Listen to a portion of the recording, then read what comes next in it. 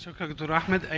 However يعني you are experienced, however you are trained, you can still make mistakes and you have to identify.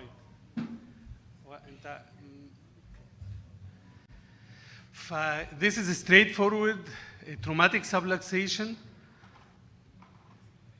So what your main objective in such cases, you just want not to induce more zonulisis and to be able to implant the lens that you intend to implant in the place that you intend to place it. So the surgery went fine.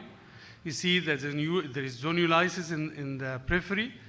So at this point, I decided to put a CTR, and the CTR you always direct it towards the area at the beginning, the area of subluxation or zonular dialysis, to stretch the capsule to the periphery.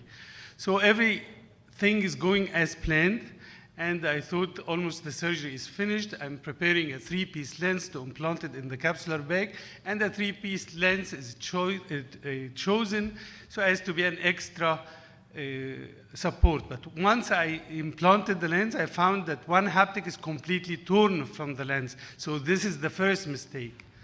The second mistake is I cutting the lens unevenly. You should make it into smaller pieces, and you can see here with this special scissor, I'm already encroaching on the anterior capsule. If you lose attention in 1 second, the view was obscured for me, so I tear the anterior capsule.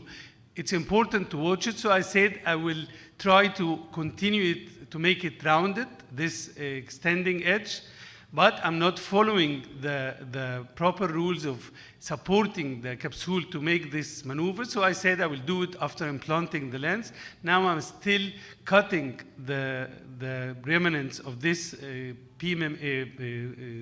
hydrophobic acrylic 3-piece lens. So now I said, I'm fine, I know I have this scratch, and this is the third mistake. I'm not inflating properly in front of the extension of the capsular tear. So this is my iatrogenic problem. And implanting the lens, and now with rotation, I extended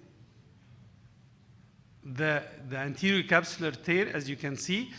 I'm checking if it extends posterior to the posterior capsule, then you have to do another, you think of another solution. But now I'm checking this, it is not extending, so all what I have is an extended anterior capsular axis, and I put this 3-piece lens in the capsular bag, and I rotated away from this extension so as to correct my own mistake and avoid later on problems. And then I started to deal with this atonic iris to do an iridoplasty to support the lens and to give the patient better visual acuity and much less glare post-operative.